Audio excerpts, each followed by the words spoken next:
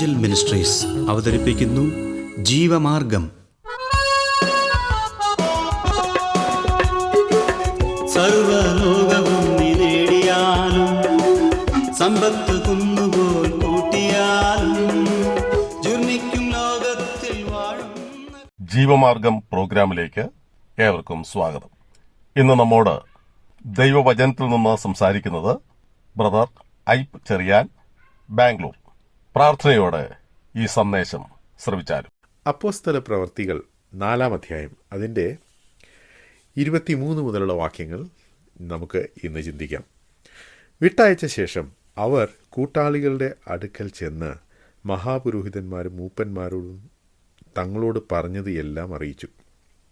അത് കേട്ടിട്ട് അവർ ഒരുമനപ്പെട്ട് ദൈവത്തോട് നിലവിളിച്ചു. പറഞ്ഞത്, ആകാശവും ഭൂമിയും സമുദ്രവും അവയിലുള്ള സകലവും ഉണ്ടാക്കിയ നാഥനെ, ജാതികൾ കലഹിക്കുന്നതും വംശങ്ങൾ വ്യർത്ഥമായത് നിരൂപിക്കുന്നതും എന്ത്? ഭൂമിയിലെ രാജാക്കന്മാർ അണിനിരക്കുകയും അധിപതികൾ കർത്താവിന് വിരോധമായും അവൻ്റെ അഭിഷക്തന് വിരോധമായും ഒന്നിച്ചുകൂടുകയും ചെയ്തിരിക്കുന്നു എന്ന് നിന്റെ ദാസനായ ദാവീദ് മുഖാന്തരം പരിശുദ്ധാത്മാവിനാൽ അരുളി ചെയ്തവനെ, നീ അഭിഷേകം ചെയ്ത യേശു എന്ന നിന്റെ പരിശുദ്ധദാസന് വിരോധമായി ഹെരോദാവും പൊന്തിയസ് പീലാത്തോസും ജാതികളും ഇസ്രയേൽ ജനവുമായി ഈ നഗരത്തിൽ ഒന്നിച്ചുകൂടി. സംഭവിക്കണമെന്ന് നിന്റെ കൈയും നിന്റെ ആലോചനയും മുൻ നിയമിച്ചത് ഒക്കെയും ചെയ്തിരിക്കുന്നു സത്യം. ഇപ്പോഴോ കർത്താവേ, അവരുടെ ഭീഷണികളെ നോക്കണമേ. സൗഖ്യമാക്കുവാൻ നിന്റെ കൈ നീട്ടുന്നതിനാലും നിന്റെ പരിശുദ്ധദാസനായ യേശുവിൻ്റെ നാമത്താൽ അടയാളങ്ങളും അത്ഭുതങ്ങളും ഉണ്ടാകുന്നതിനാലും നിന്റെ വചനം പൂർണ്ണ ധൈര്യത്തോടും കൂടെ പ്രസ്താവിപ്പാൻ നിന്റെ ദാസന്മാർക്ക് കൃപ നൽകണമേ. ഇങ്ങനെ പ്രാർത്ഥിച്ചപ്പോൾ അവർ കൂടിയിരുന്ന സ്ഥലം കുലുങ്ങി. എല്ലാവരും പരിശുദ്ധാത്മാവ് നിറഞ്ഞവരായി ദൈവവചനം ധൈര്യത്തോടെ പ്രസ്താവിച്ചു. വിശ്വസിച്ചവരുടെ കൂട്ടം ഏകഹൃദയവും ഏക മനസ്സുമുള്ളവരായിരുന്നു.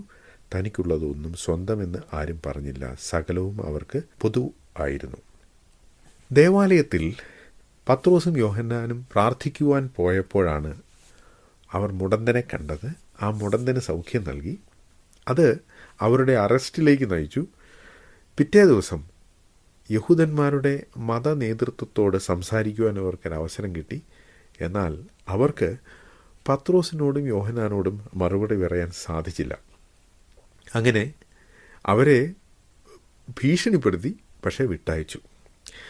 അവർ മടങ്ങി അവരുടെ സഹോദരന്മാരുടെ അടുക്കൽ വന്നപ്പോൾ ചെയ്ത കാര്യമാണ് നമ്മോട് വായിക്കുന്നത്. അവർ പ്രാർത്ഥിച്ചു. ഓർക്കുക, ഈ സംഭവം തുടങ്ങിയത് പത്രോസും യോഹന്നാനും പ്രാർത്ഥിക്കുവാനായി ദേവാലയത്തിലേക്ക് പോയപ്പോഴാണ്. അവർ പതിവായി ദേവാലയത്തിൽ പോയി പ്രാർത്ഥിക്കാറുണ്ടായിരുന്നു. എങ്കിലും ആ ദേവാലയത്തിൽ യാതൊരു അത്ഭുതവും നടന്നില്ല. അവിടെ ഒരിക്കലും സ്ഥലം കുലുങ്ങിയില്ല. എന്നാൽ ഈ വിവരണത്തിൻ്റെ അവസാനം അവർ ഏതോ ഒരു വീട്ടിൽ കൂടിയിരുന്ന് പ്രാർത്ഥിച്ചപ്പോൾ ആ സ്ഥലം കുലുങ്ങി എന്നാണ് വായിക്കുന്നത്. ഇതിൻ്റെ അർത്ഥം ദേവാലയത്തിൽ പോയി പ്രാർത്ഥിക്കുന്നത് കൊണ്ട് പ്രത്യേകിച്ചൊരു ഗുണവുമില്ല എന്ന കാര്യം ശിഷ്യന്മാർക്ക് കൂടി മനസ്സിലായി തുടങ്ങി. ദേവാലയം കുലുങ്ങിയില്ല, പക്ഷെ അവർ ഇരുന്ന വീട് കുലുങ്ങി. 2 സ്ഥലത്തും അവർ പ്രാർത്ഥിച്ചു. അപ്പോസ്തലന്മാർ തന്നെയാണ് പ്രാർത്ഥിച്ചത്. പക്ഷേ വ്യത്യാസം കണ്ടോ? ആ വീട് കുലുങ്ങി. അപ്പോൾ ദേവാലയത്തിൻ്റെ പ്രാധാന്യം കുറഞ്ഞു വരുന്നത് അപ്പോസ്തല പ്രവൃത്തികളുടെ പുസ്തകത്തിൽ നമുക്ക് കാണാൻ സാധിക്കും. ഇനി അവരുടെ പ്രാർത്ഥനയാണ് പിന്നീട് ലൂക്കോസ് എഴുതിയിരിക്കുന്നത്. 24-ാം വാക്യത്തിൽ ഒരു സൃഷ്ടാവായ ദൈവം എന്ന് ദൈവത്തെ അഭിസംബോധന ചെയ്തുകൊണ്ടാണ് പ്രാർത്ഥന തുടങ്ങുന്നത്. എന്നിട്ട് ആ പ്രാർത്ഥനയിൽ അവർ ഒരു സങ്കീർത്തനം ഉദ്ധരിക്കുകയാണ്. അവർ ഉദ്ധരിക്കുന്ന സങ്കീർത്തനം 2-ാം സങ്കീർത്തനമാണ്. 2-ാം സങ്കീർത്തനം എന്ന് പറഞ്ഞാൽ ശലോമോൻ രാജാവ് രാജസ്ഥാനത്തേക്ക് വരുന്ന സമയത്ത് എഴുതിയ സങ്കീർത്തനമാണ്. അവിടെ അവർ പറഞ്ഞിരിക്കുന്ന കാര്യമൊക്കെ നമുക്കറിയാം. ജാതികൾ കലഹിക്കുന്നു, വംശങ്ങൾ വ്യർത്ഥമായി നിരൂപിക്കുന്നു എന്നൊക്കെ പറഞ്ഞാണ് ആ സങ്കീർത്തനം. എന്നാൽ പല സങ്കീർത്തനങ്ങളുണ്ട്. ഈ സങ്കീർത്തനം എന്ന് പറയുന്നത് യഹൂദന്മാരുടെ പാട്ടാണല്ലോ. ഉദാഹരണത്തിന് 35-ാം സങ്കീർത്തനം അവർക്ക് വേണമെങ്കിൽ കൂട്ട് ചെയ്യാമായിരുന്നു. വാദിക്കുന്നവരോട് വാദിക്കണമേ, എന്നോട് പൊരുതുന്നവരോട് പൊരുതണമേ, അല്ലെങ്കിൽ നീ കുന്തമൂരി എന്നെ പിന്തുടരുന്നവരെ വഴി അടച്ചു കളയണമേ, ഇങ്ങനെയൊക്കെയുള്ള സങ്കീർത്തനങ്ങളുണ്ട്. ഇതൊന്നുമല്ല അവർ ആ സമയത്ത് വായിച്ചത്. അവർ വായിച്ചത് 2-ാം സങ്കീർത്തനം. പ്രത്യേകതയുണ്ട്. കാരണം 2-ാം സങ്കീർത്തനം ദൈവത്തിൻ്റെ അഭിഷിക്തനായ ക്രിസ്തുവിനെക്കുറിച്ച് പറയുന്നതാണ്. അവർ ക്രിസ്തു എന്ന അഭിഷിക്തനെക്കുറിച്ച് പറഞ്ഞപ്പോൾ തന്നെ ജാതികൾ വ്യർത്ഥമായി നിരൂപിക്കുന്നത് ദൈവത്തിൻ്റെ അഭിഷിക്തനെതിരെ കലഹിക്കുന്നതിനെക്കുറിച്ചൊക്കെ പറഞ്ഞിട്ടുണ്ട്. ഈ സമയത്ത് അവർ ആ സങ്കീർത്തനം ഉദ്ധരിച്ചതിലൂടെ അവർ പറയുന്ന ഒരു കാര്യം, ജാതികളെ പോലെയാണ് ഇപ്പോൾ യഹൂദ മത നേതാക്കൾ പെരുമാറുന്നത്. ജാതികൾ ദൈവത്തിൻ്റെ അഭിഷിക്തനെതിരെ കൂട്ടം കൂടുകയാണ്. ഇവിടെ യെരുശലേമിൽ അതുതന്നെയാണ് സംഭവിച്ചത്. അവർ ജാതികളുടെ കൂടെ കൂടി അഭിഷിക്തനെ ക്രൂശിച്ചു കളഞ്ഞു. എന്നാൽ അഭിഷിക്തൻ്റെ ക്രൂശീകരണം ഒരു ആക്സിഡൻ്റ് അല്ല, അവിചാരിതമായി സംഭവിച്ച ഒരു കാര്യമല്ല എന്നും അവർ പറയുന്നുണ്ട്. അവർ പറയുന്നത് ദൈവം നേരത്തെ പ്ലാൻ ചെയ്തതുപോലെ തന്നെ ദൈവത്തിൻ്റെ അഭിഷിക്തനായ യേശു ക്രിസ്തു ക്രൂശീകരിക്കപ്പെട്ടു. അതിൽ അതിശയിക്കുവാനൊന്നുമില്ല. അത് ദൈവം ഉദ്ദേശിച്ചതുപോലെ തന്നെയാണ് നടന്നത്. എന്നാൽ അവർ ഇപ്പോൾ പറയുന്നത് യേശുവിൻ്റെ കാര്യത്തിൽ ദൈവം മുൻ നിയമിച്ചത് നടന്നു, എന്നാൽ ഇപ്പോൾ ഞങ്ങളെ അവർ ഭീഷണിപ്പെടുത്തുന്നു. കാരണം ഞങ്ങൾ യേശുവിനെക്കുറിച്ച് പ്രസംഗിക്കുന്നു. അപ്പോൾ അവർ ഞങ്ങളെ ഭീഷണിപ്പെടുത്തുന്നത് നോക്കണമേ എന്നാണ് അവർ ഈ പ്രാർത്ഥനയിൽ പറയുന്നത്. ഈ പ്രാർത്ഥന കൊണ്ട് അവർ എന്താണ് ഉദ്ദേശിച്ചത്?